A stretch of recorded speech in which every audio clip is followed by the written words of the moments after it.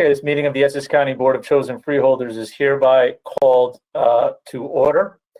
Due to the COVID-19 outbreak and to be in compliance with the governor's executive order, this meeting is being conducted remotely. The public is able to view the meeting via a live stream on YouTube. A link for the live stream is posted on the Freeholders website, www.ecfnj.com. To all participating in this meeting, please be mindful to put your microphone on mute until speaking. Additionally, please identify yourself by putting your name on the record each time before you speak. Madam Clerk, please call the roll. Freeholder Cooper.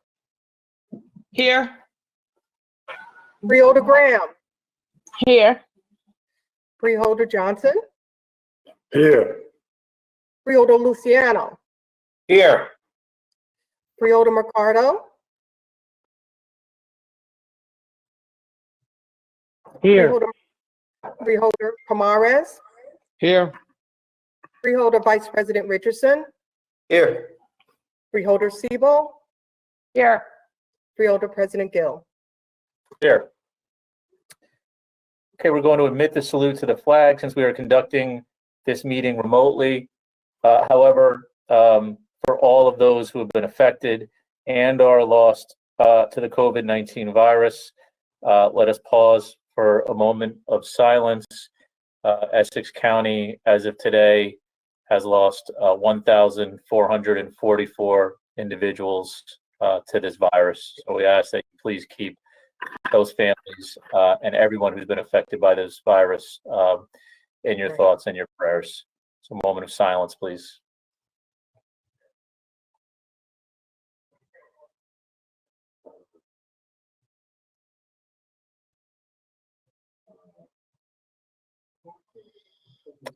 Okay, thank you.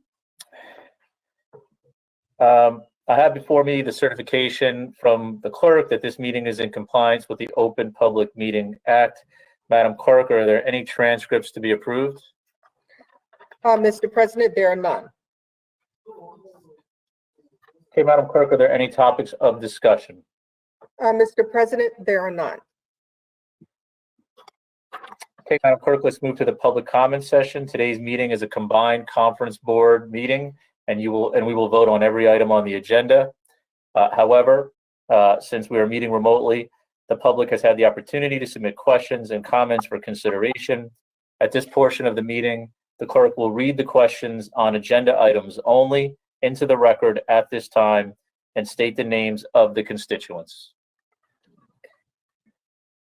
The first constituent is Joyce Rudin of West Orange regarding resolutions 5, 12, and 14.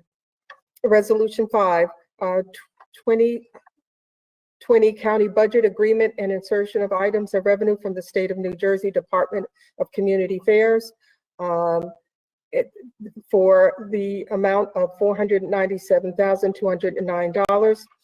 Ms. Rudin asks the following: why does this block grant to Essex County specifically exclude Newark? Who in the Community Action Agency will administer this budget? I'm requesting a spreadsheet of how this money will be spent to serve the low-income population. Resolution 12, Department of Parks and Recreation. Ms. Rudin submitted the following statement. This allocation for more than $250,000 for a 24-month contract at a time when the zoo is closed and social distancing will be the norm for the foreseeable future is frivolous and wasteful spending. It is also extravagantly expensive. The hourly rate for the certified safe roller maintenance technicians is $550 an hour. Perhaps because this vendor has to pay for transportation and accommodation since they're located in North Carolina, not New Jersey, where qualified vendors exist. This contract is dated to begin June 25th, 2020, when we have no idea when the state will allow such an activity in social distancing on a road course is not possible. The vendor also did not fill out or sign several forms, including the the aspirational goal acknowledgement form, the vendor employee disclosure form. During this period of tremendous food and housing insecurity, this is totally an unnecessary and imprudent use of our public dollars. This type of spending disregards Governor Murphy's Executive Order 107 pursuant to P.L. 2020 C.11 to limit, to the extent practical, the remote meetings to matters necessary for containing the operation of the government which relate to the applicable emergency declarations. While the language is broad, it does not attempt to place some limitations on action taken at electronically noticed meetings. I urge the freeholders to vote no on item 12. Regarding resolution 14, Ms. Rudin submitted the following statement. While playgrounds must be maintained for safety purposes, I question the hourly cost of $216 an hour for weekend maintenance for a certified game installer. What is that? And a 22% markup of materials. Why aren't the materials purchased through the Parks Department directly? I also note that the Vendor World Corporation signed the sealed document entitled New Jersey Statutory Performance and Payment Bond on June 6, 2020, when today's date is May 13th, 2020. A stamp on this document states sufficiency approval and was granted on March 30th, 2020. I urge the freeholders to hold off on appropriating funds until legal documents and price checking is done. This is an extension of a prior contract and that need not be approved until those issues are clarified.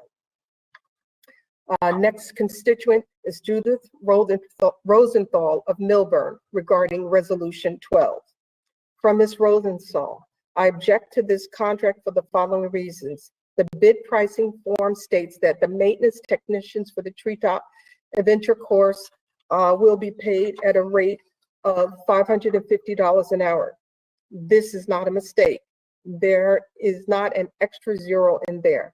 In addition, rather than give the work to a New Jersey company, the freeholders are awarding it to a North Carolina company. As you are each award, the New Jersey has the second highest death rate for COVID-19. Many Essex County residents are experiencing with lead in their drinking water and massive unemployment. Given these factors, renewing a contract for recreational equipment maintenance with an out-of-state company who will be paid an hourly rate that is in well excess of the hourly rate for New Jersey attorneys, $350 an hour per DOL statistics and fee award cases, would be the height of fiscal irresponsibility. We have more pressing priorities. The Treetop Adventure course should be closed until Essex County is back on its feet from a health and economic perspective. I urge each of the freeholders to vote no. Mr. President, that is all the comments I have for agenda items. The rest of the comments are for the second portion of our public comment session.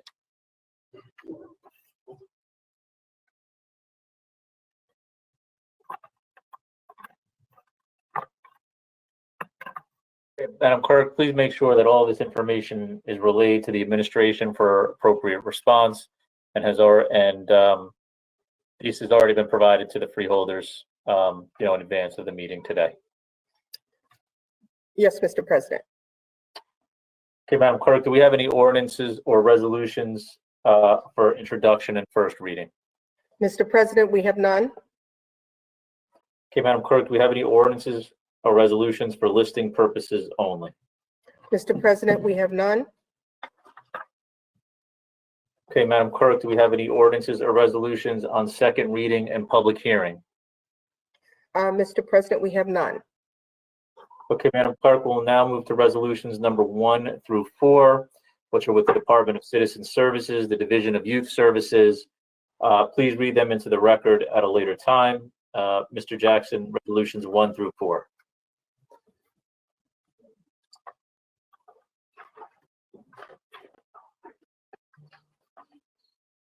Good afternoon, Mr. President, members of the board. Item number 1 is a contract with the New Jersey Superior Court, the Essex Vicinage, and it provides for a substance abuse evaluator for the year 2020. in an amount not to exceed $100,237. This is grant funding. It covers salary and fringe benefits for the individual who provides continuing assessment and testing of court for involved juveniles.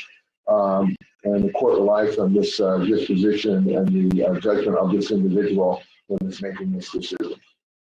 Item number 2.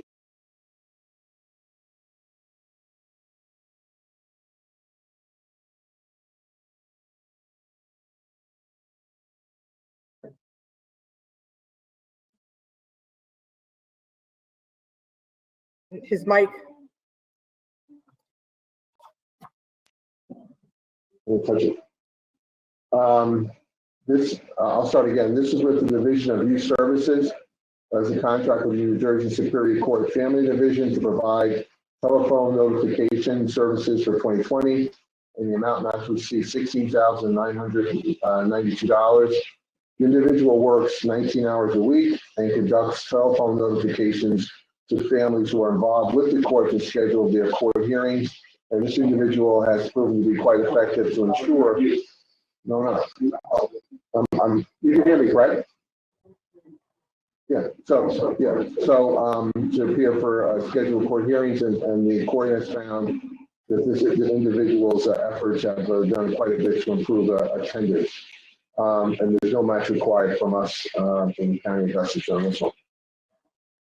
Number 3, again, Department of Citizen Services, Youth Services Division. This is approval of a state community partnership subgrant agreements with 15 subgrant awards for 9 service providers. And there's a matrix attached to this. And the amount is $552,341 for contracts that go through December 31st, 2020.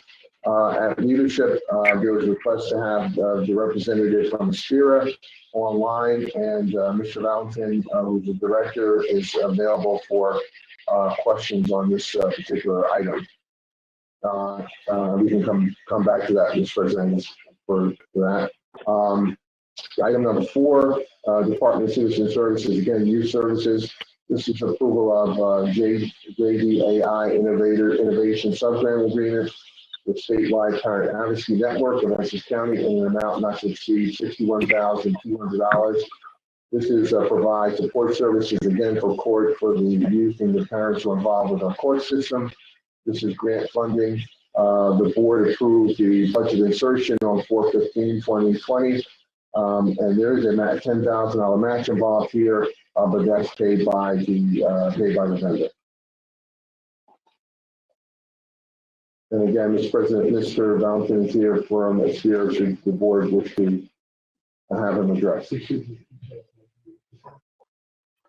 Yes, I'm not sure which one, but he should be caller, what, 04? Yeah. I think he might be caller 04, I believe.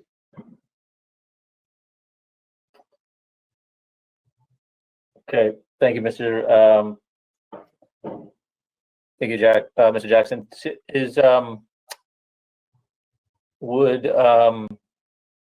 Since they've joined us, would they like to say anything for the record? Can they hear us? Mr. Valentin, can you hear us? Okay, yeah, this is Carlos Valentin from Aspira of New Jersey. I would just like to thank you all for the opportunity. I know that the circumstances are very challenging, but we've actually been able to convert our services remotely as well over the last few months. So I also have one of our staff coordinator for the program, Mr. Eddie Sosa, should be on the call as well. And we've been able to maintain providing services and check-ins with the clients even throughout this pandemic. So we've been able to adjust as necessary, and if so, we'll continue to do so for the foreseeable future. Aside from the regular programming that we've been providing with ERC with the county for the last number of years. Thank you all for the opportunity. Thank you. Thank you for taking the time to join today. Freeholders, do we have any questions or comments on resolutions number 1 through 4?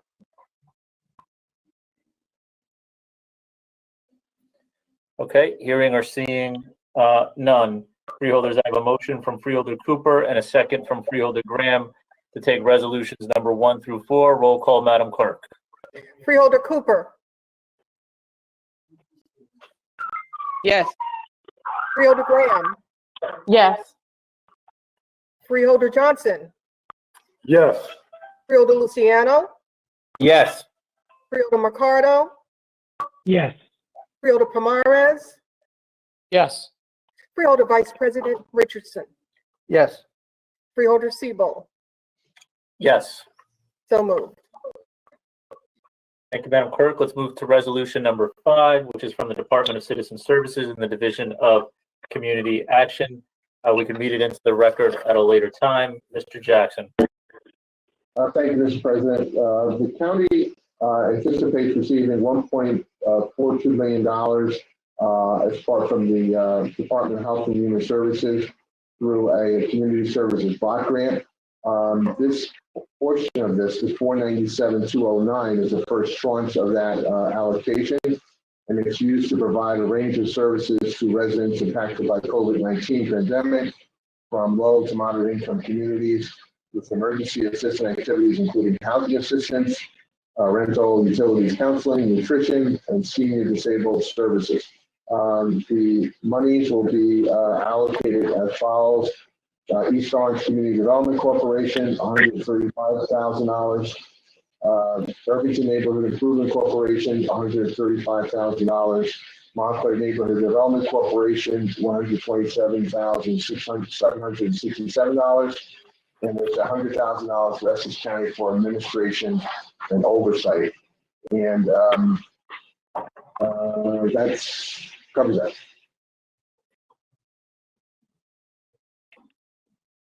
Okay.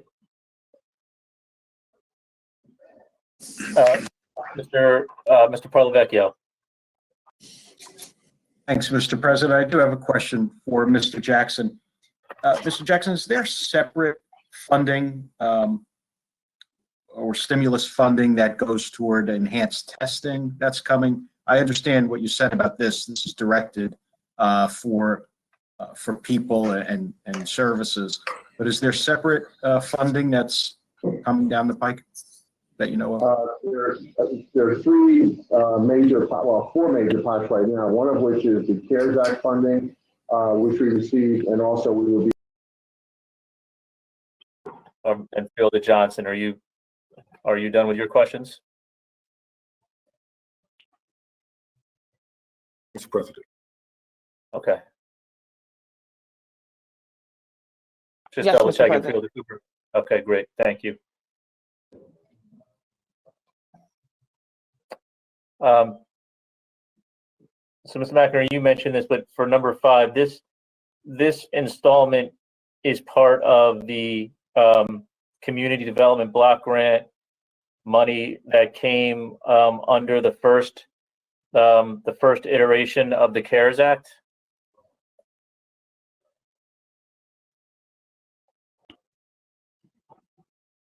Mr. President, what I was referring to, other than this is a separate grant.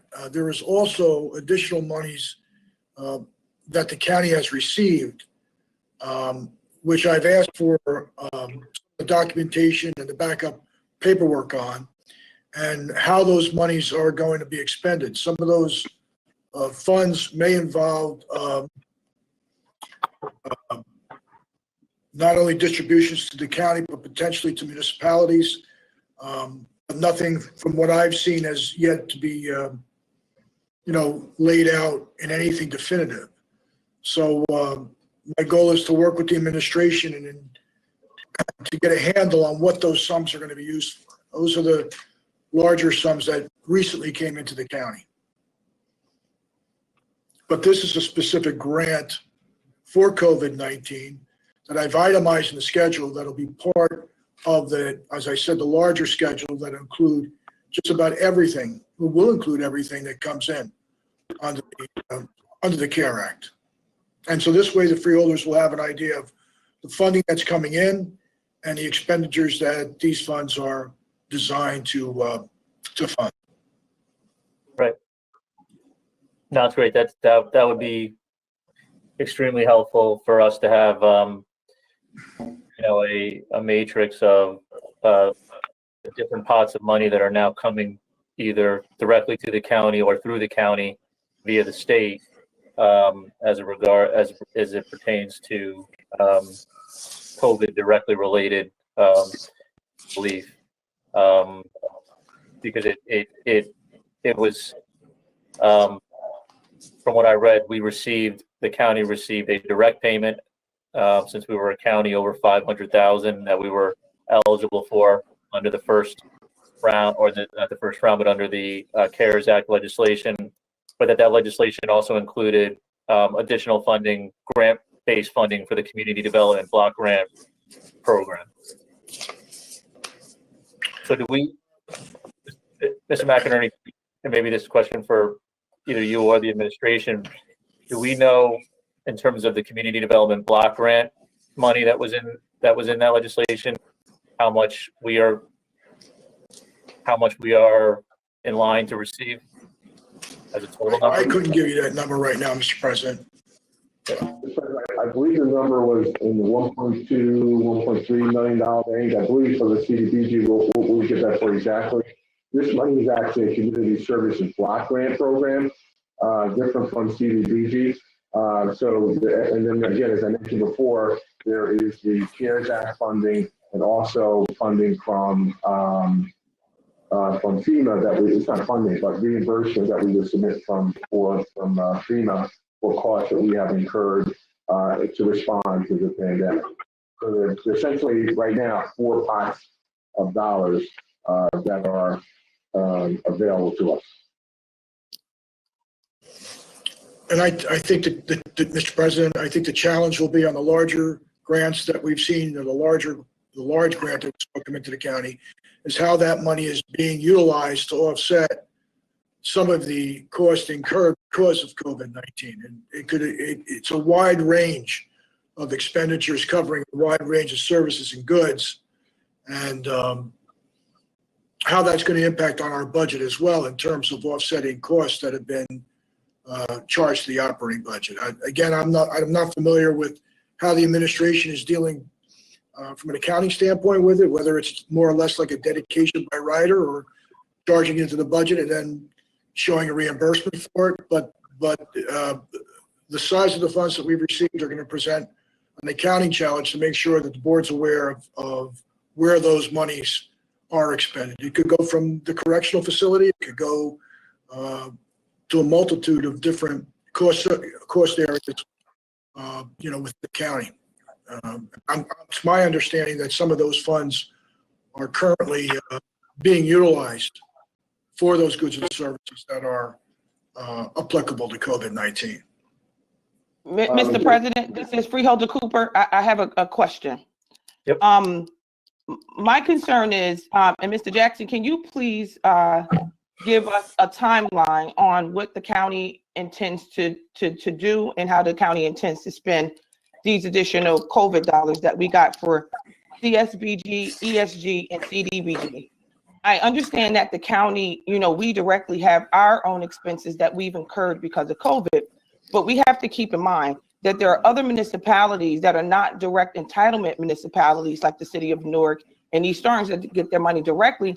Some of these smaller towns have equally heavily been impacted by this. And I guess I'm going to assume, Administrator Jackson, that those food distributions that we're doing throughout the county, we're probably going to pay for that with some of our CSBG or CDBG dollars that we're receiving. But how are we reusing the rest of those funds? Places like Irvington and Bloomfield and Livingston, some residents that live there that may be eligible equally need support for utility assistance, for rental assistance. So how are we putting together a plan to disperse some of the funds out to some of the other communities outside of Newark and East Orange? And I don't expect you to have a response for us today, but can you come back to us with a plan? Well, I think I can give you a fairly comprehensive answer today. There are two elements of our level of support. One is some direct support that we will be proposing to give to the municipalities, which we'll have on the agenda for our next meeting. which will address some of the concerns that you just raised, Freeholder, about the needs of the municipality. We're looking to take some of the CARES dollars and dedicate that to some of the work that the municipalities are doing. And bear in mind, though, that the municipalities are able to submit to FEMA just like we are to get reimbursed for some of those COVID-19 costs. So they'll be able to submit to FEMA, and then if there's some shortfalls beyond that, we're able to address it, I think, with some of the money that we'll present to the board next week for how we want to allocate a portion of the money that we receive through the CARES Act. The other piece of it is individuals who are income qualified, because even if you may live in wherever you may live, but if you're not income qualified, you can't receive some of the ESP funding, some of the CDBG funding because you're income qualified. However, a number of our programs, like the food program, distribution program, we're not having any type of income limitation or income requirement of those. So we're going to take that show on the road. I think you may have heard that we're going to have about 10 of those throughout Essex County to provide food opportunities and present some free food for individuals throughout the county. Mr. Puglisi from the executive's office, along with Director Ramos and his team, are organizing those. So it's across the board some county programs that we're doing, but also some individual allocations to the municipalities.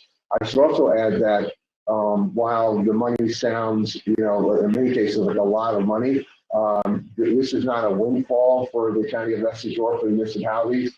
The constraints that are on those dollars with respect to what can be used over and above what we normally spend, and ways in which we have to, and which the federal government allows us to spend it on. For example, as you well know, we can't use it for revenue replacement. It has to be for revenue loss. It has to be for direct costs that are used to fight the pandemic. And so a lot of that actually comes from FEMA, that we'll get reimbursed from FEMA. So our ability to actually spend some of these dollars is going to be interesting, to say the least. But it's not as if we have now dollars that we can replace revenue or place other things in our budget. The constraints and the requirements and the parameters of the program, particularly the CARES Act, are fairly stringent in that regard. So we'll have to see how that all plays out. We're hoping that the federal government will loosen some of those requirements and enable us to have freer use of the dollars. But that said, we will have a plan. As I said, we'll have a plan for the next week on to disperse part of the CARES money directly to municipalities. And the other piece will be a little bit delayed, I should say, because we're still waiting to get even clearer guidance from the federal government on how we're going to use the funds. We'll be actually tomorrow morning, there'll be a meeting, there'll be a call among the 9 counties that receive money directly. We have been trying to work together to make sure that we are doing things the same way among ourselves. And that actually has been fairly fruitful. So we're looking at that as an opportunity to figure out how we're going to, our plan for the spending of the money. All 9 counties want to be on the same page and how we get that done. So that's still a work in progress as well. Mr. President? Yes.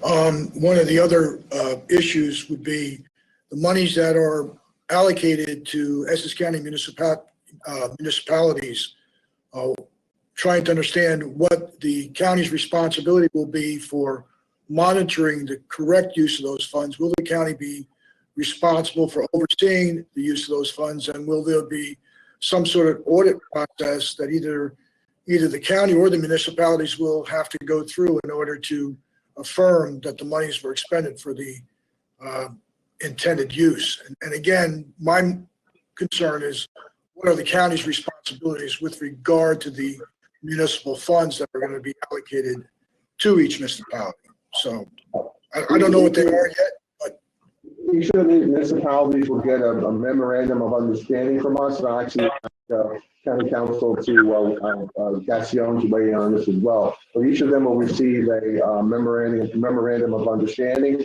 which says that we expect them to use the money as according to the program. If not, they're ultimately on the hook for the dollars. So they basically have to use the money the same way we are required to use the program. We'll also be engaging And this again, we'll present to you next, at our next meeting, but we're going to be engaging a firm we have engaged a firm to manage this auditing and coordination process. So we feel really comfortable that the way we're doing this is going to be fairly seamless and work well, but that's on the agenda for our next meeting. Mr. President, has there been, within that contract, does it make references to certain specific grant guidelines or rules and regulations? And I'll let Courtney Gaston weigh in on that, please. Courtney Gassion, County Council. Through you, Mr. President. Mr. McInerney, the guidelines are included as a schedule to the MOU that's been provided to the municipalities. Those MOUs started going out yesterday, and I believe as of about an hour ago, all of them have been distributed to the municipalities for review and approval by those governing bodies. And as Mr. Jackson said, with the intention that they're back to us in time for the May 27th meeting so that we can present them to the board for approval. But they get the guidelines that are set forth by the federal government to make them eligible for CARES Act reimbursement and the specific guidelines they need to meet in order to get that reimbursement. and those guidelines are uniform among all the municipalities? It's the same They funding are. for the same purpose or the same goods and services that qualify? It's not the same amount per municipality, but the guidelines are the same. Is it possible that I can get a copy of one of those MOUs, just a standard one, not necessarily one from a town, but just one that's a pro forma, just so I can see what those guidelines are? Sure, I'm happy to provide it to you. All right, thank you very much. You're welcome.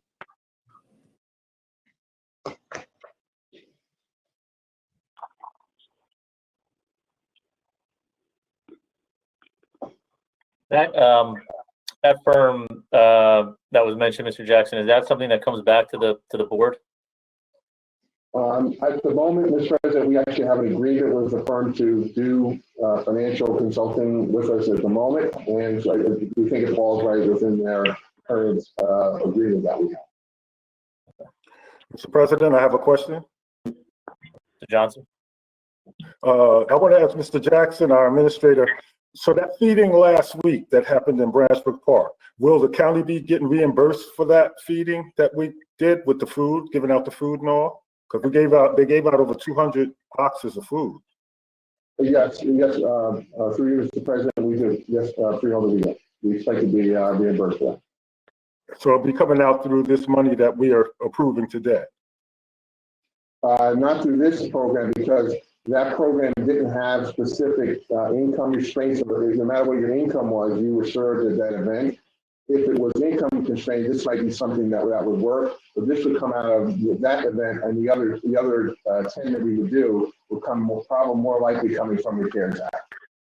Okay, and tomorrow there's going to be another feeding. Will that be accounted for in this, or these reimbursements that we will receive back, the county will receive back? Those again, Freeholder, because there's not the income constraints that we're putting on it that this kind of funding, the CDBG and CSG has, that will come from the CARES Act, but we would get reimbursed for that stuff. Okay, thank you very much. Thank you, Mr. President. Thank you. Yeah, it's my sense that these things are very much a work in progress, and these questions are answered day to day, both from the state and from the federal government. There's still a lot of unknowns, as we move forward.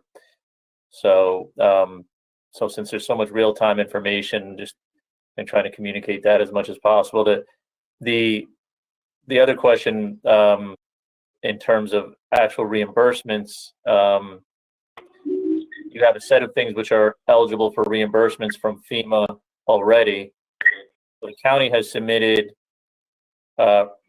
expenses already related to COVID for reimbursement to the federal government through FEMA. That's right, So- President, about $3.5 million.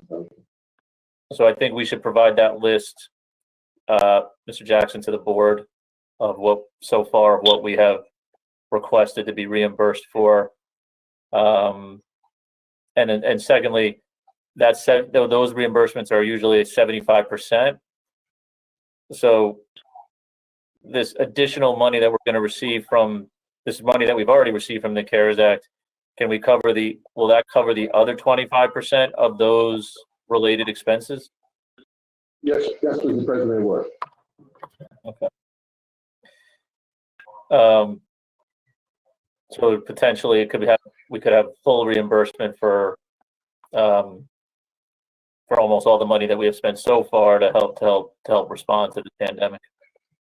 That is correct, Mr. President. And also, too, I should note that we believe that the FEMA reimbursement might go up to the Sandy levels, which was 90%. I think in some cases even 100. So the FEMA number, percentage might go up. But even if it doesn't, the CARES Act money would enable us to provide for that 25% difference.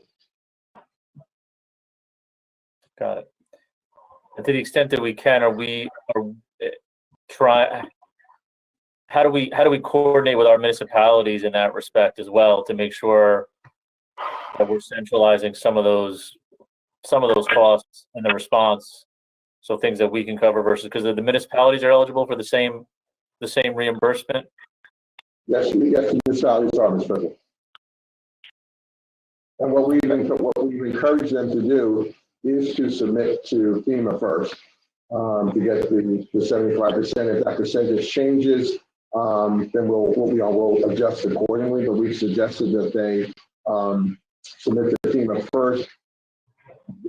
Slim possibility that some of that CARES Act money may be allowed to do some revenue replacement. So if it does, it will make sense to have as much of that available, as a municipality can. So, and also too, the FEMA turnaround time, if you remember in the past, it's been 6-9 months to get money. One of the first counties that submitted got their, I think from the time they submitted to the time they got their money was 14 days. Right. So that's good, because then that allows us to potentially make better budget decisions about things that we can do to help better respond. So the quicker we can be reimbursed, then the quicker we can potentially extend operating. So for example, I think it's great that the administration is engaging in this emergency food distribution program. We're one of the few counties that's going to be doing it, and unfortunately we have a great need for it. But this is going to be ours. The difference is, the first program that we ran that in conjunction with the New Jersey Community Food Bank. So the New Jersey Community Food Bank provided the meals, correct? And did we pay for we paid them for those meals that they provided? Right. Okay. And we'll be going forward. We're looking at another vendor to provide those meals, which we would pay. Okay. So in terms of our coordinated response to this emergency, the county executive and the administration has been able to get a few things going. One has been our testing site, which has been ongoing since very early on in this process. And we just recently announced that testing site now will be eligible for asymptomatic residents of the county, and will be open 3 days a week. So those are all expenses that we want to make sure that we can continue to cover. Running our own emergency food distribution program. We're attempting to coordinate with the municipalities to figure out creative ways to provide direct aid and assistance that we're receiving through the CARES Act. And then we're also hopefully expanding, whether it be through the, you got to love the acronyms in government, but through the CSBG or the CDBG or whatever community grant program that's out there, that we're trying to expand the amount of money. So because they're probably going to be serving a larger population than normal in this situation. So I just use this as an opportunity. I know we're just on one agenda item, but I thought it was a good time to just highlight, for the members of the general public, who might not be aware of what the county is doing and trying to do our part to do everything we can to respond. And also too, just to add, Mr. President, we are going to start next week the mobile sites. So we'll be going to municipalities to provide for testing, not just in the weekly sites. So we'll be able to do the mobile testing, which is saliva testing. So we're anticipating starting a little bit slower on that one, but building up to doing 300 to 400 tests at a site there. We had an opportunity over the last 2 days to visit with Bergen County to see their site. We went to saw the one in Englewood, which serving a lot. I think they were doing 500 tests that day. Yesterday, it was quite an impressive show of it showed the need. Unfortunately, the need to be tested. So all that is all the things that we're doing as a county with the support of the board, of course, to serve our residents. Thank you, Mr. Jackson. Any additional questions or comments on resolution number 5? Okay, Freeholders, I have a motion from Freeholder Graham and a second from Freeholder Johnson. Roll call, Madam Clerk. Freeholder Siebel, Yes. Freeholder Vice President Richardson, Yes. Freeholder Pomares, Yes. Freeholder Mercado, Yes. Freeholder Luciano, Yes. Freeholder Johnson, Yes. Freeholder Graham, Yes. Freeholder Cooper, Yes. Freeholder President Gill. Yes. So moved. Thank you. Moving to resolution number 6.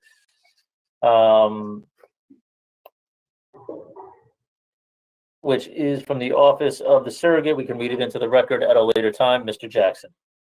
Mr. President, this is a 24-month extension of a software maintenance support agreement in the amount of $55,180. The original 2-year contract was of the same amount, and this is coming from trust funding.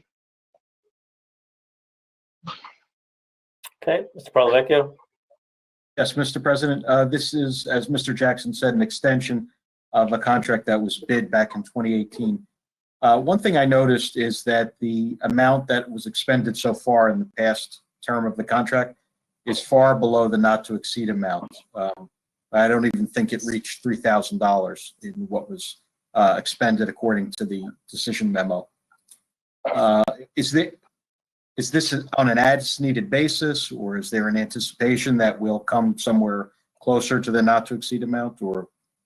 It is on an as-needed basis, but one of the things that's, of course, changing in our new world, Ms. Parlavecchio, is the need for more services, more online services. So I anticipate that, and I think the surrogate anticipates that this number will be used a lot more in the next coming 24 months, just because of where we are. Okay, so this gives us the capacity to expand as we anticipate will be needed. That's correct. Okay. But while still staying within the amount that was bid and part of the original contract document. Yes, sir. Okay, thank you.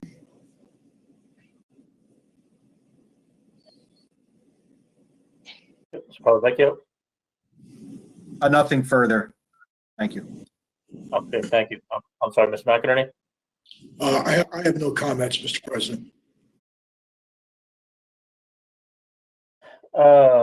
Okay, Freeholders, do you have any questions or comments?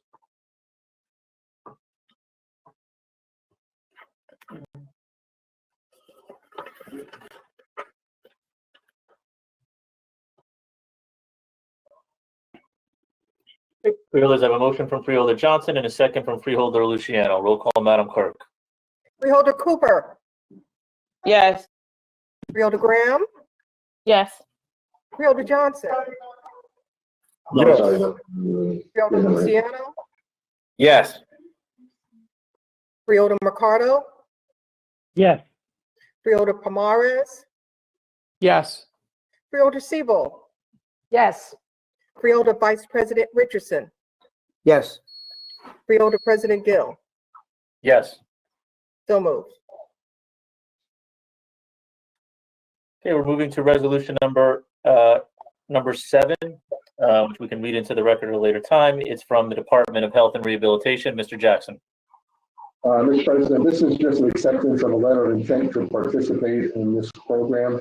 This is a program to provide a mobile outreach services to support residents with substance abuse disorders.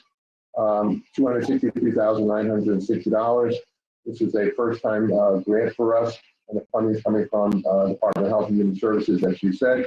But there's no budget insertion just yet. But this is just. Okay, thank you, Mr. Jackson. Mr. Parlavecchio. Nothing to add, Mr. President. Okay, Mr. McInerney. Nothing, Mr. President, no comments. Freeholders, questions or comments?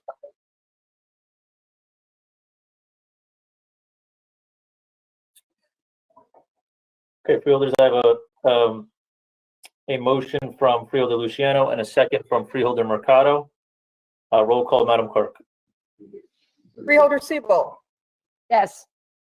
Freeholder Vice President Richardson, Yes. Freeholder Palmares, Yes. Freeholder Mercado, Yes. Freeholder Luciano, Yes. Freeholder Johnson, Yes.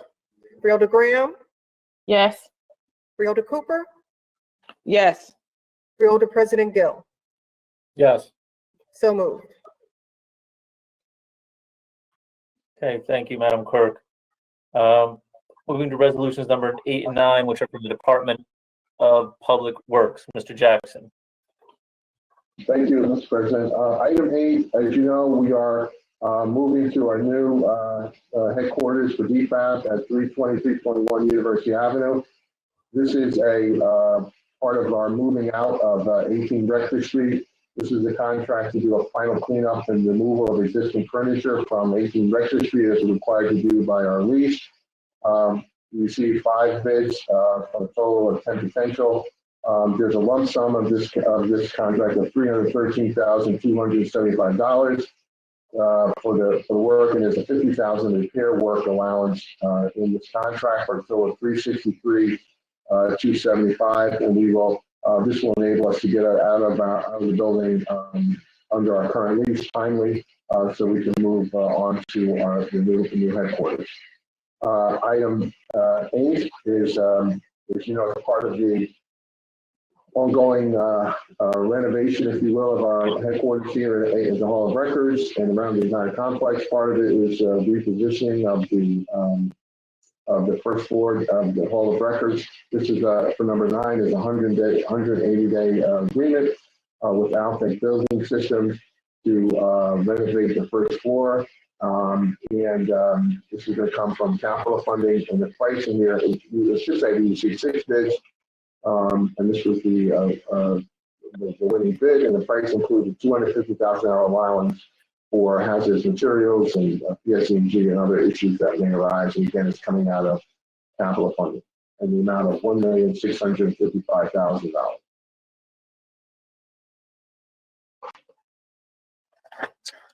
Okay, Mr. Parlavecchio. No questions.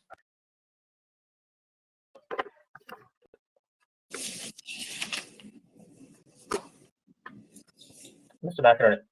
Mr. President, both of these contracts were response to the lowest responsible bidder. And that's it. They were the lowest bid, lowest responsible bid. That's it.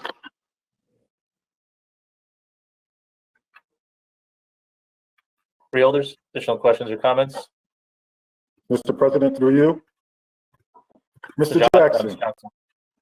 Thank you, Mr. President. Could you kind of give us a little estimate of what some of the things that's going to be done with that? Because as you can see, a lot of the public is definitely going to be looking at us about how we're spending on certain things, and let them know exactly what's being done so that they'll know what's being done in the Hall of Records on that first floor. This is, it's going to, well, the vendor's going to provide all the labor, equipment, and materials. It's going to include the new masonry, plumbing, HVAC, electrical, and new furnishing for downstairs. And I believe it's senior services and IDRC are coming down, are moving into this space. As you might imagine, as you know, if you go down on the first floor, there is a great need for renovating and improving that space downstairs. And this is a part of the process to bring it up to current standards and to make it workable for all of our employees. I think if we go through part of this process, we're going to also be thinking about ways to make, with respect to social space, this social distancing and issues of that nature. But there is I think it should be in your package, bid number 20062, our list of all the things we included in the bid. But I would say if I were going to make it in sort of layman's terms, it's going to bring that first floor space up to 2021 standards for a modern office space. Thank you very much, Mr. Jackson. And thank you, Mr. President. Thank you. Are there additional questions or comments? Yes, Mr. President, this is Freeholder Cooper. My question is, Administrator Jackson, since we are doing everything virtual, therefore we don't have the opportunity to have the vendor in front of us. As a part of your recommendation memo, can you add if the vendor is located within Essex County? Can you tell us like the number of employees and the number of county residents that they have that work for them? Absolutely. That's a good point, Gerald. Thank you. And could you also add, like, if they're a WMBE, women-owned business, you know, because especially now with unemployment being the way that it is, we're still moving the county forward. We're still doing business. People would like to know the contracts that we're giving out, where are the businesses located and where are the people, you know, employed, where they're from. Thank you.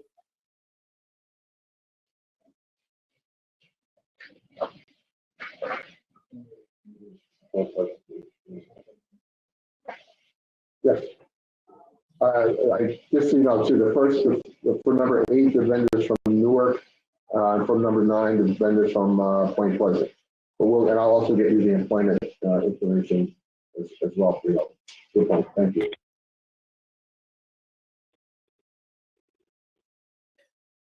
Mr. Jackson, what's the timetable for the move into this building? The 320, some of the move has already begun. I think we'll be done safely in June, depending on a few things, but I think we'll be safely there in June. And remember too, we have a number of people who are still working from home. So a little bit more of a transitional move as things work out in that regard. But I think we're required to be gone from 18 Rector Street by the end of June, and we will be out of there accordingly. Mr. President? Yes, Freeholder. Yes, Mr. Jackson, is it as soon as circumstances get better, can we get a tour of the University Avenue site? 100%, absolutely. And Yes, can sir. we work that out with the clerk? Yes, sir. And I will coordinate with Director Ramos and Director Burnett, and we'll actually make that happen. Thank you, I appreciate that.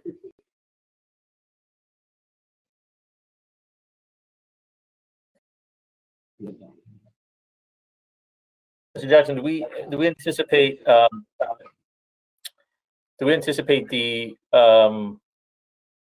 the total number of employees? As you said, there's probably a substantial number of these employees that would be working in the new space that are still working from home. But we would anticipate that. I guess the question is, under the current potential financial situation, would we still anticipate full use of this building the way we had envisioned it before this crisis? I think so, Mr. President. I believe that what being able to work from home virtually allows us to do is to manage our workforce a little bit better in terms of distancing. So, for example, we may do something where we have one group A comes in 1 week, group B comes in another week to prevent people from cross-contaminating, if you will, each other. But we'll be able to then offer people, be able to work in a more distant fashion until medicine comes up with a vaccine or something like that allows us to get back to normal spacing and what we would consider normal spacing. But yeah, we intend to have everybody working out of 320, 321. You know, the world changes. I mean, you saw today where Twitter made an announcement about how it wants to handle its workforce. So, you know, things are changing, but we anticipate because of the nature of what goes on there, the clients come to the building and get service there, that we're going to use it exactly as we thought. Obviously, with perhaps some modifications, but for the most part, we're returning to normal shortly.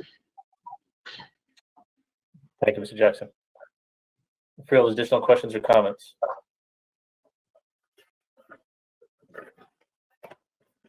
Okay, hearing or seeing none, I have a motion from Freeholder Mercado and a second from Freeholder Pomaris. Roll call, Madam Clerk.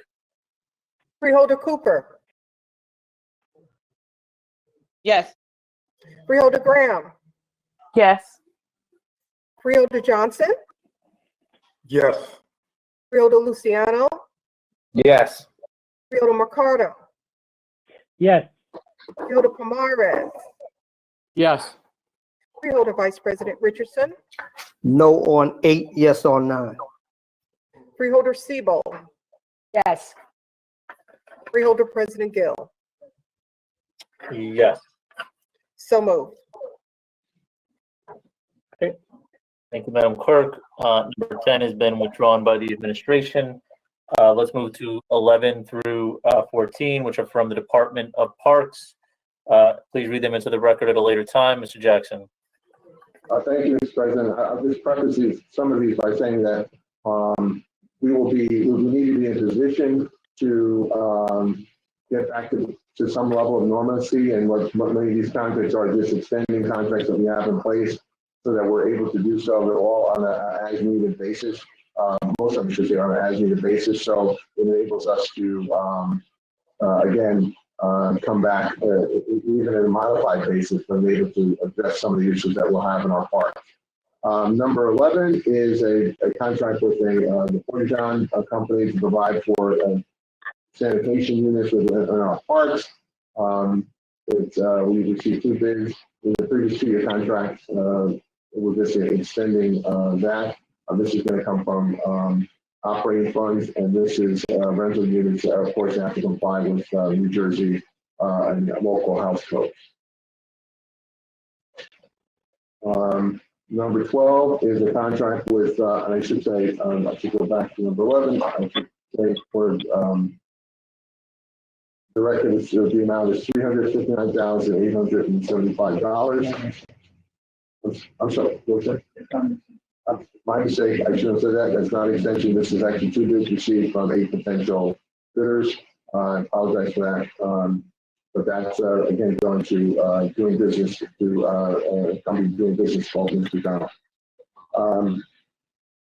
Item 12 is a contract to Challenge Towers, Inc. to provide for inspection, maintenance, and equipment of the Treetop Adventure Course. This is exercising a 24-month contract extension, and amount not to exceed $351,744. This contract expires on 6/24/20.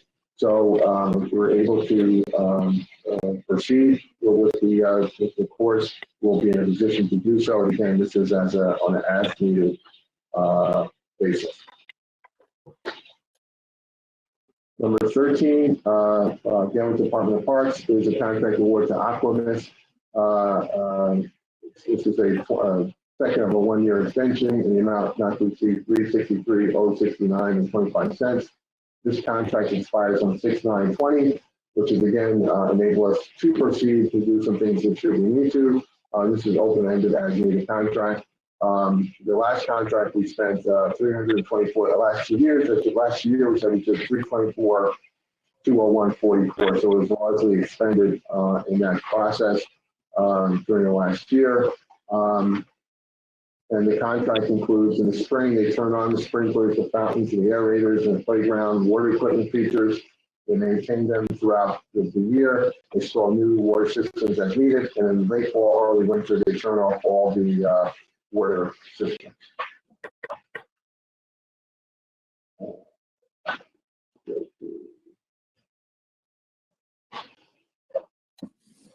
Oh, thank you. Thanks, Mr. Jackson. I'm sorry. We're on 13. Well, 14 is a contract with World Corporation for repairs, playground and safety services throughout our park facilities. This is also a 24-month extension, open-ended as needed. In the last year, we did West Fencing, Yannicka Bell, Ivy Hill, Weeklake Park Playground Services, Turtle Dinosaur Playground repairs. Freeholder Vice President Richardson raised the issue, I think it was in leadership, about Weeklake Park, the track, and both of those tracks are going to be roads that are scheduled to go down to do both to examine and to repair both of those parks as soon as weather permitting, but they are on their agenda, Mr. Vice President, to address both of those tracks as you requested. And that's it for those items.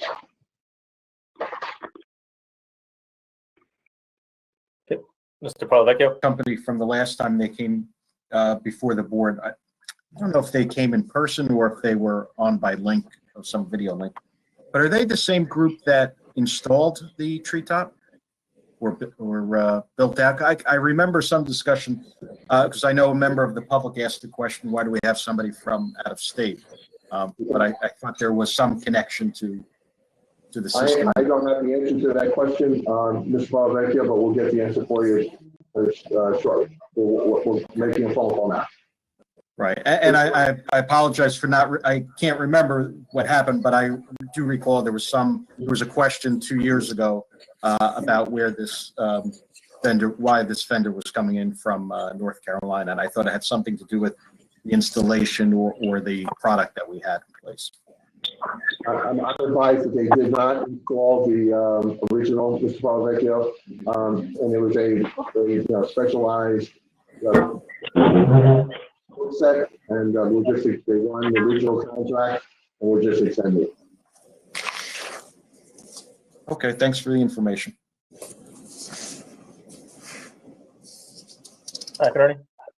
Mr. President, these are all not to exceed contracts, so it doesn't mean necessarily that the county will expend all of these funds.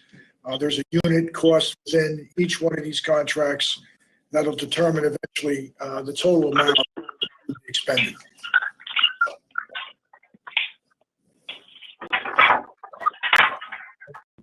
Thank you, Mr. McInerney. Freeholders? Mr. President, Freeholder Cooper, quick question. And I don't know if I'm confusing item number 12 or item number 14. When the clerk was going over public comment, one of the comments mentioned that it was either item 12 or 14, where the vendor was charging a $500 an hour.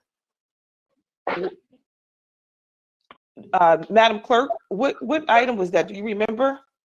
Because I wanted to ask it when we were either on 12 or 14. Like, what was the person referring to? Give me a moment.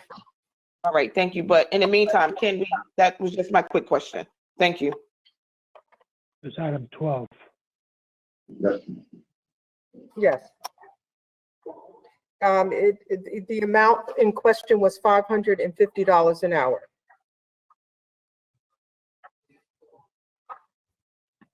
Administrator Jackson? I'm sorry, go ahead.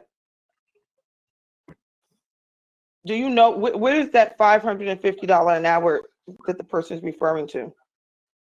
Is that a typo? On the bidding pricing form, it's the certified safe roller maintenance technicians. Their bid is $550 an hour for 160 hours. it's a highly specialized skill set, and again, it was part of an original award early on where it was the best number available to us at the time. So.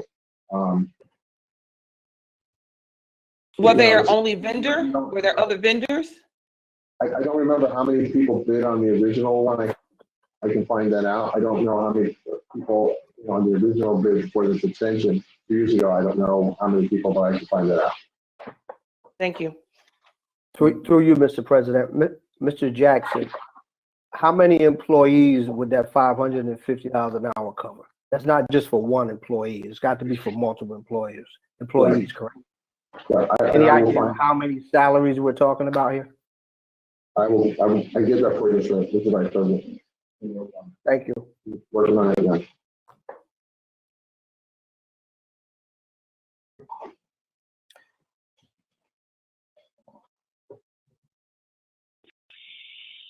Just a reminder, freeholders, to identify your full name before you go on the record. Thank you. This was just a little housekeeping that I was asked to make that announcement.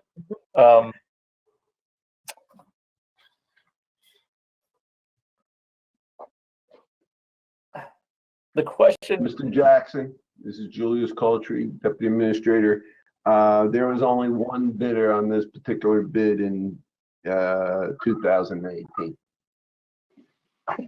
Thank you. that was resolution 14. 12. I believe he's referring to 12. Oh, 12. That was for the treetop. Correct, Mr. President. So I guess the question on these is we haven't spent any money on these yet, That's on these correct. contracts. That is correct. And candidly, Mr. President, if the governor doesn't make some announcements, we wouldn't spend the money. It's just putting us to do so if and when he decides to change, the current modified executive or the existing executive order. Okay.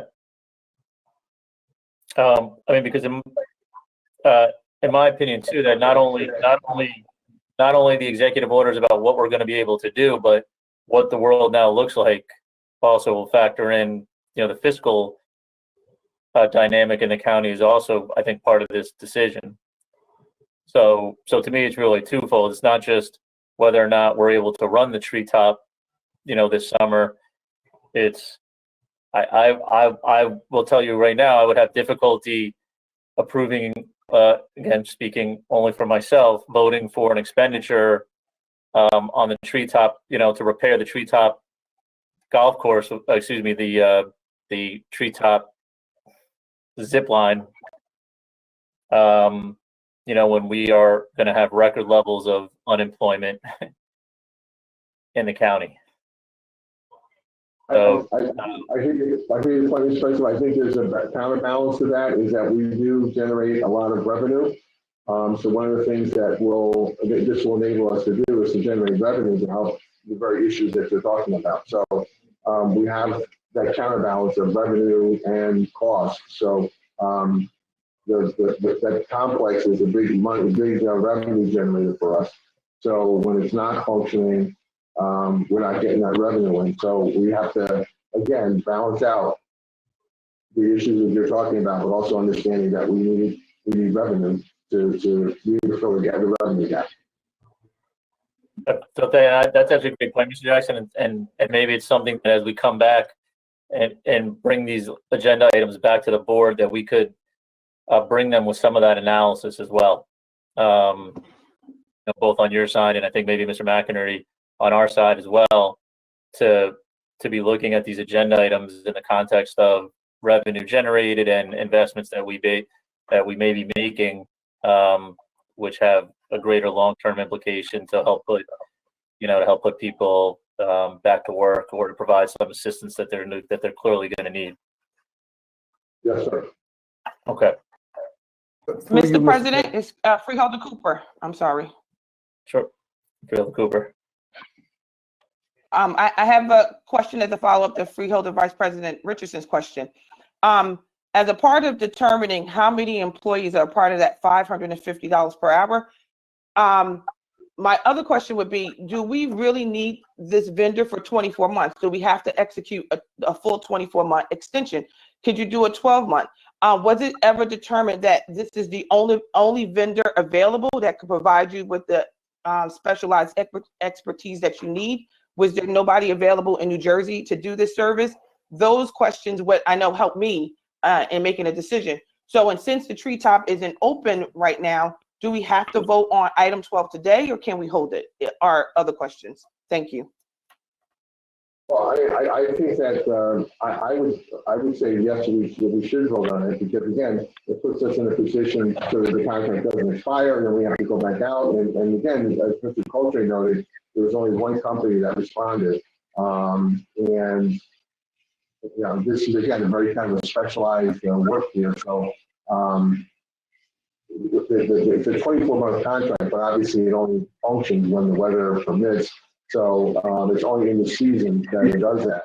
And we always, you know, we always have the option of canceling contracts, and that's always, you know, one of the things that we can do. So, but I believe that it's, you know, we have to be in a position to open up and try to generate some revenue and provide some services to our, you know, some what do I call it? Like, you know, some recreation and some open space and some activities for our residents, obviously safely. Because I think that's important for our residents, but also too, financially, you know, we can't close up shop and say that we're going to not generate any revenue. We're going to be a fiscal pickle, and we need to start, you know, being in a position, if we can, safely to generate some revenue. Mr. President, may I When add does the something? contract expire? May I add something? It's a 24-month. I'm sorry, Freeholder. I'm sorry, whom are you calling on? Should I go ahead? I think Freeholder Sewell, I think there was a follow-up question from Freeholder Cooper, and then Okay, I'll wait.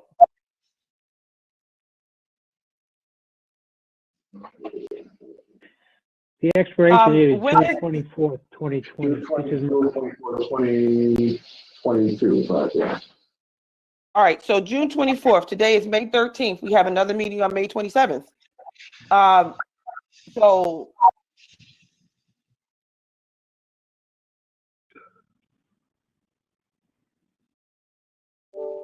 I'm done, Mr. President. Thank you. Freeholder Sewell. Thank you.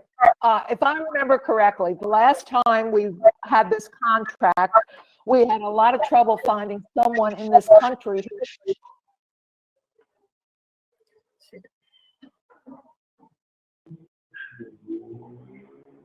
Freeholder Sebo, we Mr. can't hear Seabold, you. you're muted. Can you hear me now? Yes.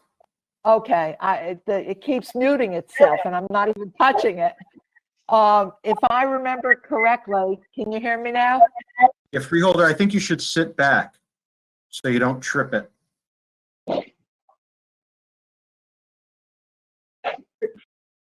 I'm sorry, it keeps muting. Can you hear me? Yes, when you move forward, back and forth, you mute, you trigger it. Just sit back. Okay, I'll just sit back and I won't move. If I remember correctly, the last time we renewed a contract, there were very few companies in this country that did the work. And I don't believe there was anyone in Essex County who does it. Can you hear me? Yes, okay. Yes. And I'm not sure I'm remembering correctly, but there was another company that we used that we weren't satisfied with.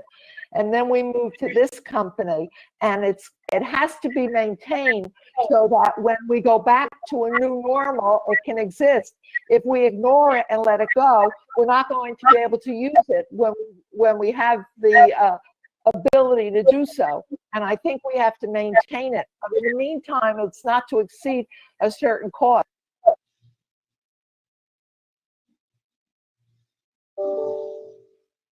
Mr. President, this is Freeholder Cooper again. I'm I'm not sorry, even Freeholder moving. Vice President. I'm not even moving, and it was muted.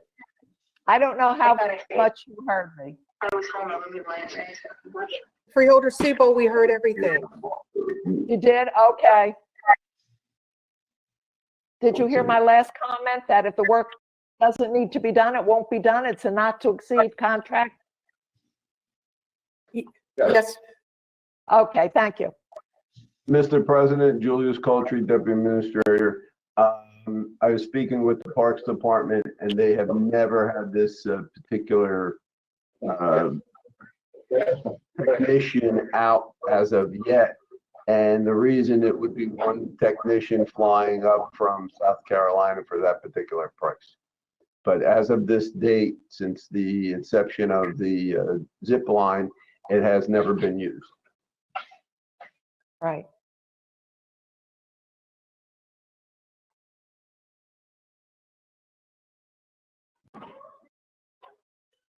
You're muted, Mr. President.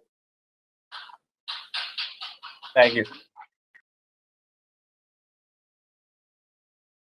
Vice President Richardson and Freeholder Pomaris, are you guys looking to, Yes.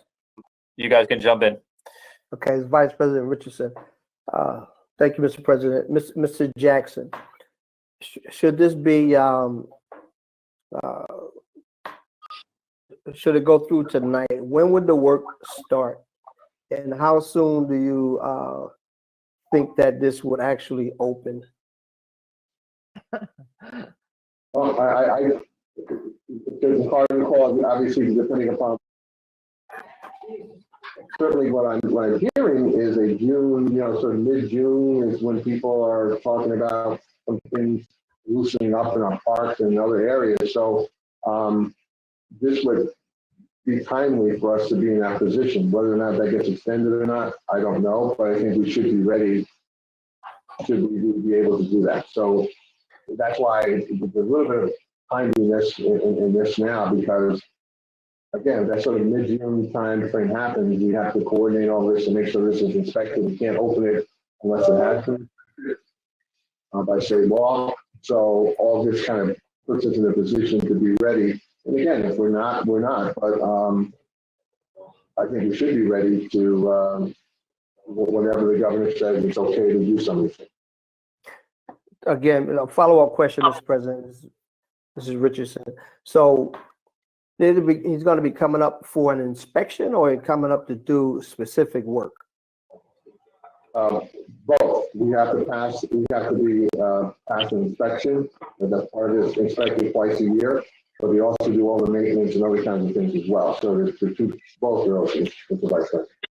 So the same person who does the inspection does the work? I don't know if it's the same individuals, but it must be inspected twice before we're allowed to operate. I don't know if it's exact, if it's the same person who does it. I don't know that stuff. So we don't, is it a state inspector, a county inspector? Who inspects it? An individual from this firm does the inspection.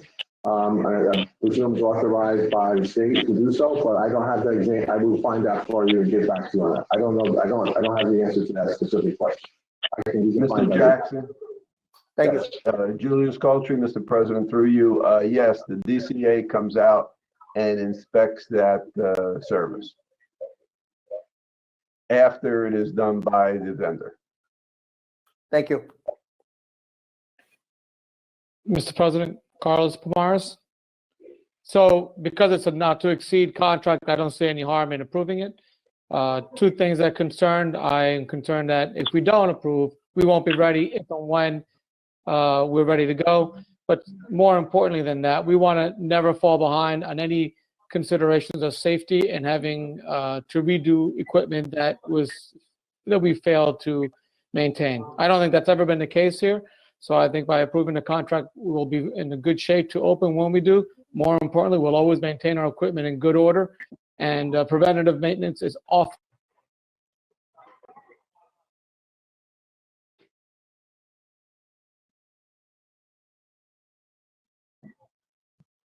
you're muted, Freeholder Pomaris.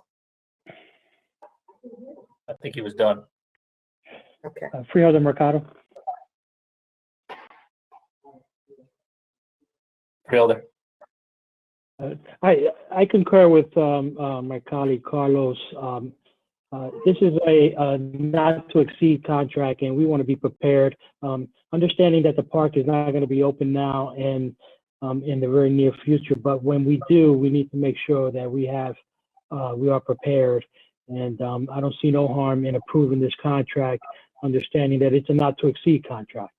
So if they don't open, they don't work, we don't spend. So I don't see why we should not approve this contract today. Thank you. This is Freeholder Cooper. I agree that safety is our #1 concern with running and operating the Treetop Adventure Course. I go to the Treetop Adventure Course. My kids and I love visiting there. And whenever I get up the courage, I participate on the Treetop Adventure Course. But my concern was the hourly rate at $550 an hour. Pre-COVID, that's a lot of money. And now post-COVID, with an unemployment rate that's over 15%, I want to know, what am I voting on whenever a company is submitting a packet and their hourly rate is $550 per hour?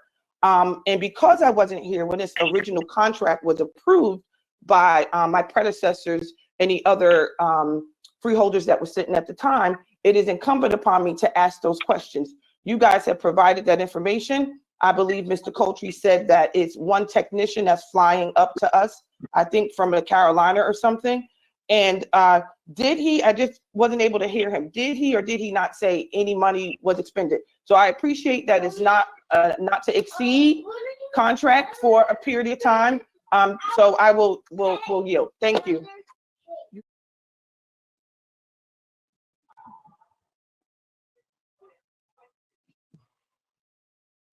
Okay, Freeholder, thank you. Any additional questions or comments? Freeholders, I have a motion from Freeholder Pomaris and a second from Freeholder Siebel to move resolution 11 through 14. Roll call, Madam Clerk. Freeholder Siebel, Yes. Freeholder Vice President Richardson, Yes. Freeholder Pomares, Yes. Freeholder Mercado, Yes. Freeholder Luciano, Yes. Freeholder Johnson, Yes. Freeholder Graham, Yes. Freeholder Cooper, For number 12, present, not voting. Yes. Freeholder President Gill. Yes. So moved. Thank you, Madam Clerk. Moving to resolutions number 15 and 16, which are from the Office of the Prosecutor. Mr. Jackson. Mr. President, this is a resolution for the board approving participation in the federal grant program through the state of New Jersey, administered by the Office of the Attorney General. It's a supplemental grant, the continuation of services with crime victims and their families. This supports the Essex County Prosecutor's Victim Advocacy Office, and the money will be used to for supplies, equipment, and services. It's a and it requires a 20K match, which will be done through the prosecutor's trust fund. And the grant amount is $80,000.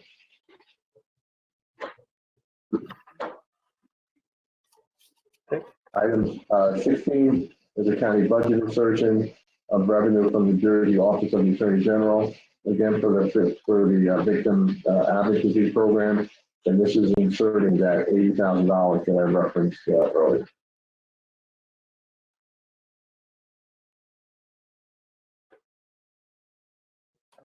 Okay, Mr. Pralavecchio.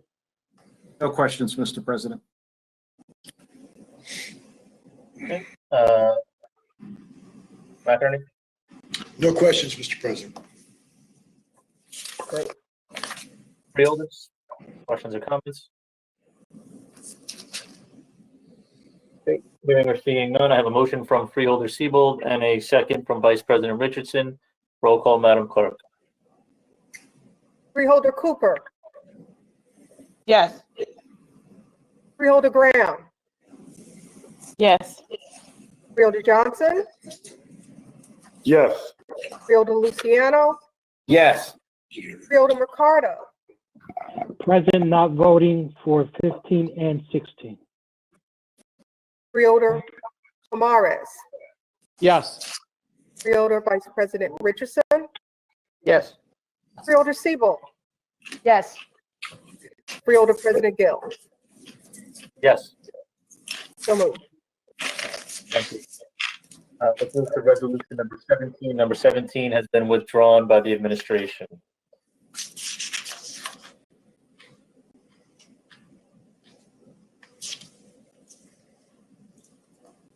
Mr. Jackson, just on number 17, do we expect to see number 17 come back? We're working through the nature of that funding with our CFO is looking at it.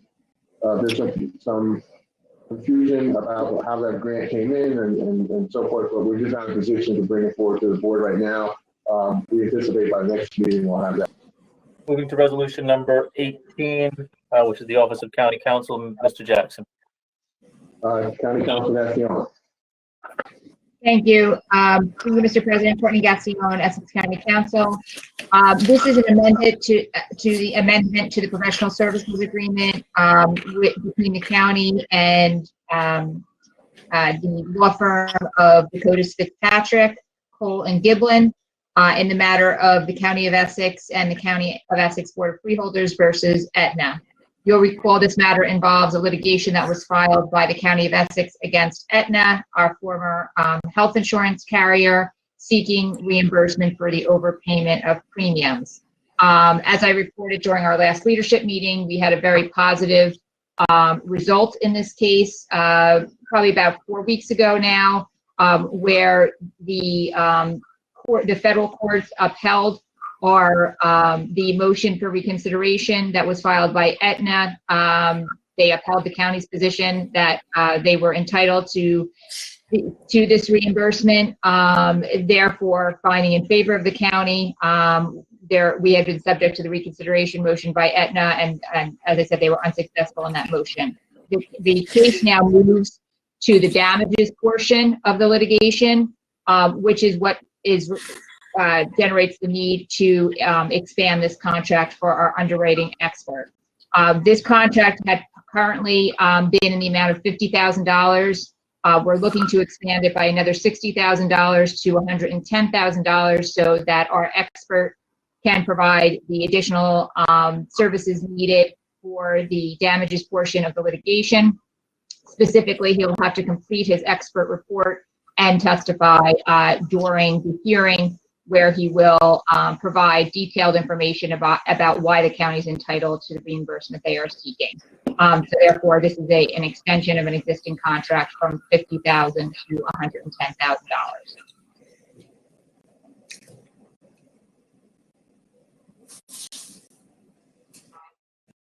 Okay, Mr. Parlavecchio.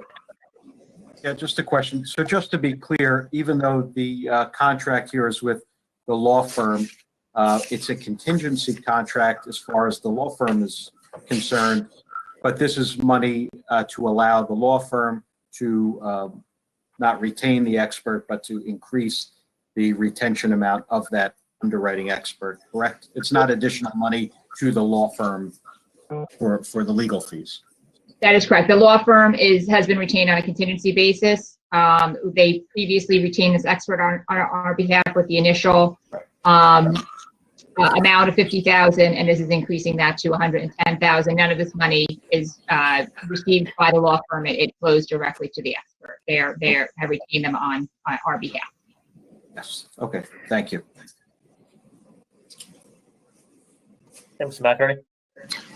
Mr. President, correct me if I'm wrong, but the reason why we're retaining the expert through the law firm as opposed to hiring the expert ourselves is that through the law firm, there's privilege between the attorney and I think I'm saying that correctly, the legal term, between the attorney and the expert.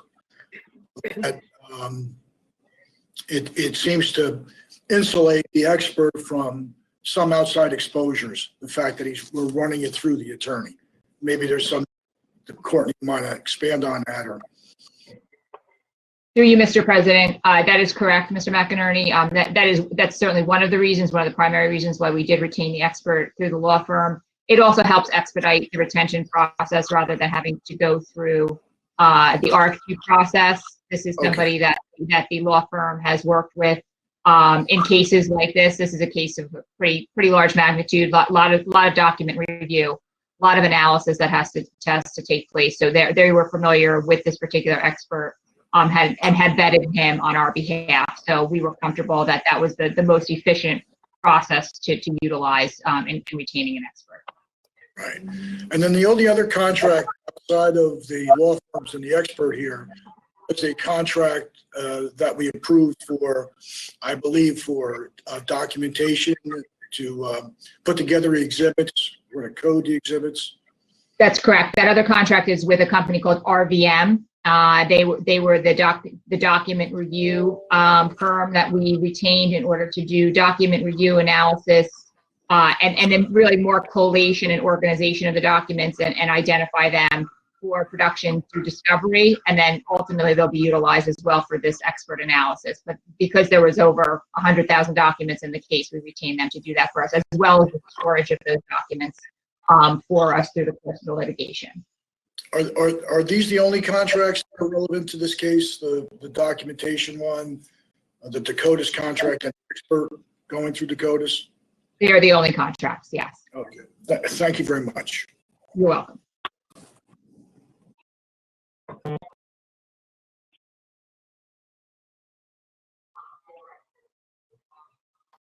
Freeholders, additional questions or comments?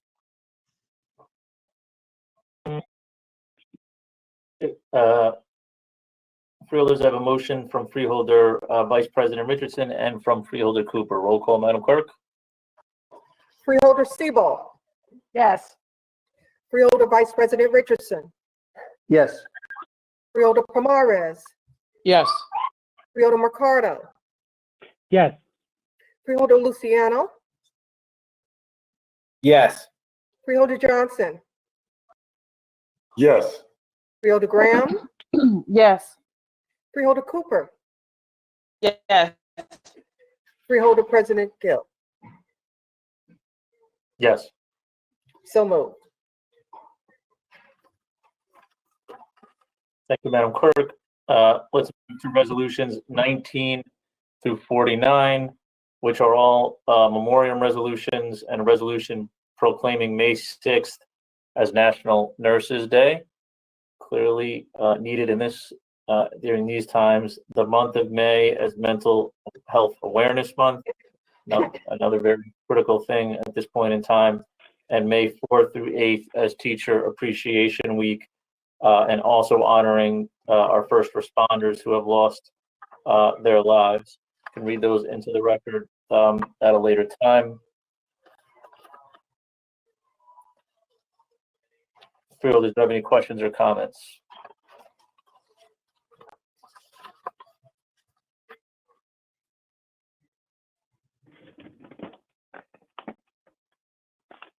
Madam Clerk, if you're not prepared to do it today, I did request at our last meeting that the names of resolutions that are done from those we have lost due to COVID-19 to be actually read into the record.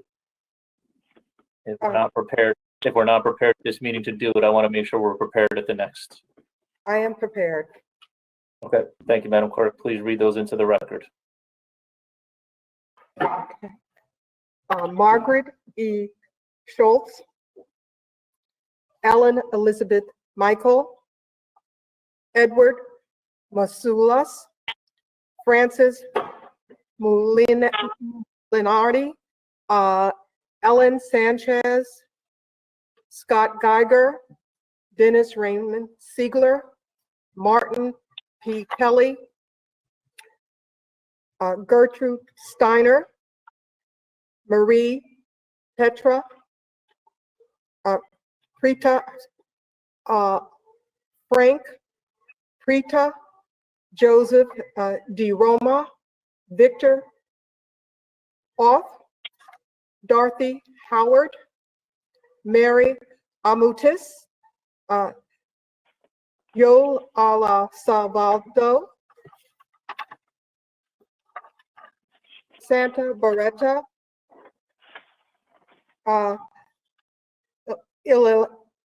Grego, Areta Torres, Annabelle Grace Nardon Cone, Marie Cochran, Peter Hamas, Joyce Masulas, and the last person would be Garme Korlu Wukolowe. Those are the names that I have, Mr. President. Mr. President, Freeholder Mercado. Freeholder Mercado? Yes, is it possible to make these sponsored by acclamation, or if not, include? I have no objection.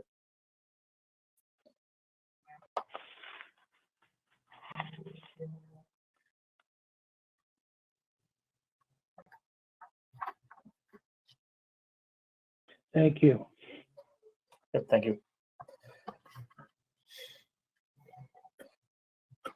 Could we have a motion from Freeholder Cooper and a second from Freeholder Graham? Roll call, Madam Clerk. Freeholder Cooper, Yes. Freeholder Graham, Freeholder Graham, absent Freeholder Johnson, Yes. Freeholder Luciano, Yes. Freeholder Mercado, Yes. Freeholder Pomares, Yes. Freeholder Vice President Richardson, Yes. Freeholder Siebel, Yes. Freeholder President Gill. Yes. So moved. Thank you, Madam Clerk. Moving back to resolution 18. Did I record my vote as president not voting? I don't believe so. No. Please change my vote to present not voting on resolution number 18. Okay. So noted. Okay. This is Mercado. Freeholder Graham is back.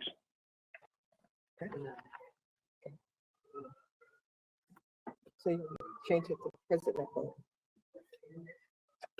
Through you, Mr. President, should I ask if Freeholder Graham wants to be included in the last vote? Sure. Freeholder Yes, I'm Graham? sorry. Yes, Yes to the last vote. yes.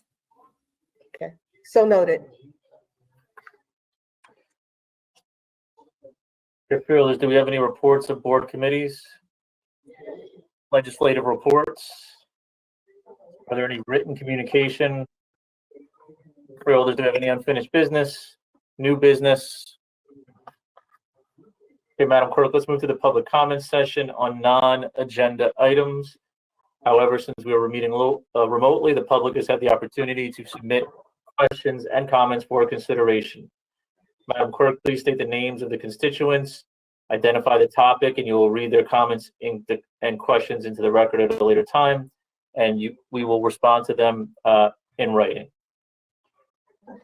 Mr. President, the first one is Maria Theodoro, Sussex County.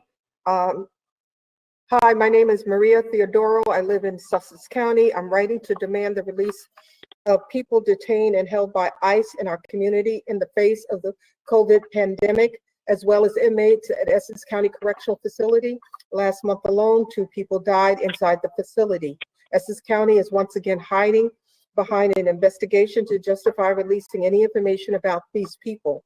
Meanwhile, ICE has now instructed you to stop sharing what should be public information about your COVID-19 testing. Further, you have yet to publicly admit that the testing you're using is dangerously unreliable? How can you claim to be able to care for people in your custody when you are using this faulty data to cohort people? When people are waiting days for sick calls to be answered and you are serving people meager portions of food that is sometimes rotten and other times still frozen. The profits of New Jersey County should not come before human lives in any circumstance, yet you're not only supported this contract with ICE, but increased revenue from it as well. These deaths that are in your hands, Essex County Correctional Facility is utterly incapable of keeping people safe. Those detained at this facility must be released immediately, and Essex County must end the contract you have endorsed with ICE. Will you take the action to stop the spread of the coronavirus and publicly support the release of all detainees and inmates, and end to ICE and arrest and transfers between facilities and the termination of the ICE contract you have supported? In addition, these other questions were submitted the same email by Olivia Mosicki of New York, Karen Holmes of Jersey City, Nicole Parcher of New York City, Anna Yella Gustin of New York City, Simone Norman of Madison, New Jersey, and Susan Graves of South Orange, New Jersey, and they will also be read into the record at another time, but they were pretty much the same email. Next, we have Lynn Turner of Bloomfield, New Jersey. My name is Lynn Turner, and I'm calling on behalf of my mother, Carol Turner, who resides in Bloomfield, New Jersey. I myself was raised in Essex County in Newark. I'm calling to demand the release of the people detained and held by ICE in our community in the face of the COVID pandemic, as well as inmates at Essex County Correctional Facility. Last month alone, 2 people died inside the facility. Essex County is once again hiding behind the investigation to justify releasing any information about these people. Meanwhile, ICE has now instructed you to stop sharing what should be public information about your COVID-19 testing. Further, you have yet to publicly admit that the testing you're now using is dangerously unreliable. How can you claim to be able to care for people in your custody when you're using this faulty data to cohort people when they are waiting for sick calls to be answered, and you're servicing people meager portions of food that is sometimes rotten and other times still frozen? The profits from New Jersey should not come before human lives in any circumstances. You have not only supported this contract with ICE, but increased your revenue from it as well. These deaths are on your hands. Essex County Correctional Facility is utterly incapable of keeping people safe. Those detained at this facility must be released immediately, and Essex County must end the contract you endorse with ICE. I was told that all the inmates are being tested, but as you well know, that is not sufficient to protect the lives and the safety of those detained. Essex County Executive Joe DiVincenzo must take action to stop the spread of the coronavirus and publicly support the release of all detainees and inmates and an end to ICE arrest and transfer between facilities and the termination of the ICE contract. Anything less is unconscionable. The next email received was from Matt Dragon of West Orange, New Jersey. In a response to a prior public comment question, the administration said that the cost of holding ICE detainees in the Essex County Correctional Facility exactly matched the revenue associated with that contract with ICE. Building on that information, the net impact of the ICE contract to the county in terms of budget or other programs, the ICE money allows us to provide even services within the jail made possible by the ICE contract would be precisely zero. So I'm requesting a formal response. 1, please enumerate the benefits to the county and its residents by participating in the ICE contract.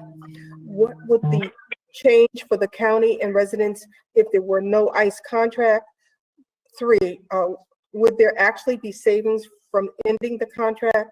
Some fixed costs associated with the facility remain constant while the services of the contract, no matter if the county is being paid for only a small number of detainees? Would mothballing the dorms used solely for ICE detainees actually save the county money? 4, how much, if any, money from the ICE daily rate is being set aside to handle payouts for civil settlements in which the county is liable for the treatment of detainees while housed at the ECCF? 5, have any of the costs changed due to COVID-19? For example, are guards receiving hazarded pay? Is there an increase in overtime due to the guards being sick or quarantined? There is now a private ambulance contract providing backup for hospital transports. Does ICE or the county cover an unbudgeted expenses related to housing detainees? 6, please share the financial analysis that was used to determine the ICE rate that shows that ICE is paying the full cost per detainee with no excess or shortage to the county. The next email is from Matthew Smith. No address is given. He is the New Jersey State Director of Food, Water, the State Director, Food and Water Watch. The Essex County freeholders must get moving on establishing an oversight for the Essex County Jail. Waiting until the deadline of June 2nd is simply unacceptable during the pandemic. In the meantime, what is the county doing to investigate the 2 recent deaths in the jail? The county administration is refusing to release any information. It is morally inexcusable to continue putting people's lives at risk by denying those in jail the most basic items for survival, like healthy foods, hand sanitizer, and other cleaning and disinfecting supplies. The next email is from Rick Fortunato of South Orange. My name is Rick Fortunato, and I'm a resident of Village Road in South Orange. Many residents remain concerned about the troubling implications of the Essex County Correctional Facility's contractual relationship with the federal Immigration and Customs Enforcement and other civil rights violations reported at the facility. Could you please provide me with an update on the work of the Essex County Civilian Task Force? Has the remainder of the task force been selected? And if not, when will that process be completed? What is the timeline for the task force to complete its review and recommendations process? Thank you for your time and consideration. The next email is from Whitney Strub of Newark, New Jersey. Whitney Strub. I would like to submit this as a comment with questions for today's meeting. I once again protest your continued collaboration with ICE. In places like El Paso County, Texas, your equivalents have passed a resolution to release ICE detainees. That's in Texas. Surely Essex County is more progressive than El Paso. So where's your resolution? I call on you to pass a similar resolution in favor of all ICE detainees being released, not just so-called nonviolent ones, which is a meaningless phrase, since all ICE detention is civil detention. Also, some questions. 1, given the urgency of COVID-19, why has getting the oversight body in action not been more of a priority? 2, we hear consistent reports from current and just released detainees about the continued lack of access to things like hand sanitizer. Do you dispute that this situation persists? 3, the 2020 budget increases projected revenue from ICE federal detainees by approximately $5 million. Detainees are currently being released, so numbers are lower than usual. Do you expect to make up that revenue shortfall with increased detention once it becomes possible again? What is the plan here? The next email is from Mary Rizzo of Newark, New Jersey. As you know, I'm against the Essex County contract with ICE, especially during a public health crisis. Holding people in detention is unconscionable. While you may not have the authority to release detainees on your own, there are actions you can take. In El Paso, Texas, the county commissioners recently passed a resolution to release nonviolent detainees. Can Essex County Freeholders passed a similar resolution which will make a clear commitment to public health. The next email is from Kathy O'Leary, no address given. Dear Freeholder board members, I will start as I usually do. There will be no justice until you end the contract with ICE, until all immigrant detainees are free, and until you stop seeing people in your custody as units from which revenue is derived rather than as children of God. In addition to attending your meetings regularly for years now, advocates, including myself, have organized and participated in protests outside New Jersey ICE jails, including the one in Newark since March, and have been contacting the administration in your offices at least weekly for over a month. Some disturbing trends have shown themselves in responses that we're getting from the administration regarding the almost 500 people that Essex County is still incarcerating in order to produce revenue for the county. First, there seems to be a lack of understanding about who's in charge. When we call Phil Elijah's office, the staff loudly and boldly claims that he is not responsible for the people you incarcerate for ICE, nor does he have oversight for any of the conditions at the jail. However, we know that $40,000 of his salary is allotted as an expense related to the IGSA with ICE. We also know that Mr. Elijah presides over weekly stakeholder calls regarding the ICE contract and the conditions in the jail. Would you please clarify Mr. Elijah's role? If he's not in charge of the ICE contract and the people you incarcerate thereunder, who is? If he's not in charge of the ICE contract, why is $40,000 of his salary being allocated for this purpose?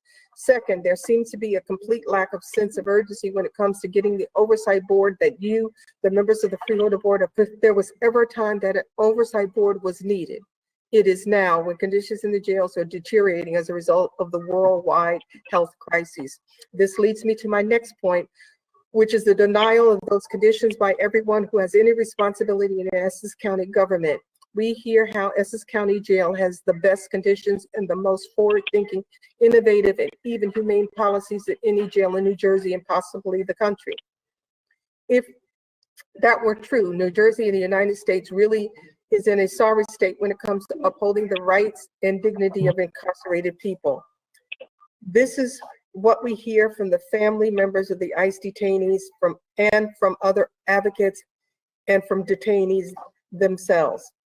It doesn't matter that they're being served over 3,000 calories per day because the food is inedible. Oftentimes it's still frozen when served. Sanitary conditions were subpar before the pandemic and have gotten worse. Detainees have no access to hand sanitizers or masks. Guards and other staff often do not wear the masks themselves. People who are detained in your jail are either living in a tight living conditions or effectively placed in solitary confinement when they are quarantined. Medical care has not improved. People wait days to see a doctor. Third, I would like to address the antibody testing. The ECCF has been on to make decisions about who to quarantine and who should be released for work on cleaning crews throughout the jail and the kitchen. It is also something that we are directed to. We are told that what a great job Essex County is doing. It is well known that this type of antibody testing is not useful in determining who is actively fighting the virus and currently contagious. Further, the tests that the ECCF is using could be returning false positive and false negatives that are as high as 50%, rendering any information useless. The measures that the administration claims it is making to keep people safe could actually be subjecting them to more harm as they spread the virus. Lastly, we are told that all the stakeholders are pleased with the job that the administration is doing. Without revealing any personal conversations, I will point you to this op-ed in Newsweek by Joelle Lingat. Link was provided via email. She is an attorney with American Friends Service Committee who represents people in ICE detention in Essex County. She writes that her work is now to free people from detention is literally about saving lives. Would you respond to each and every one of these allegations? I would like to know what the freeholders think of the conditions in the in its jails. And that, Mr. President, concludes all the emails that I have received. Okay, thank you, Madam President. I don't remember which comment it was, but I'll be reaching out to you and to Mr. Parlavecchio and any freeholders that want to work on it with me. Please contact my office on a resolution requesting the ICE detainees to be released. So for follow-up, thank you.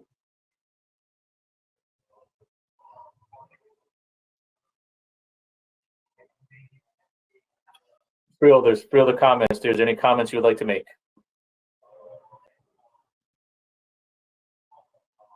Okay, seeing none, freeholders, do I have a motion to adjourn? Motion. Meeting adjourned. Thank you.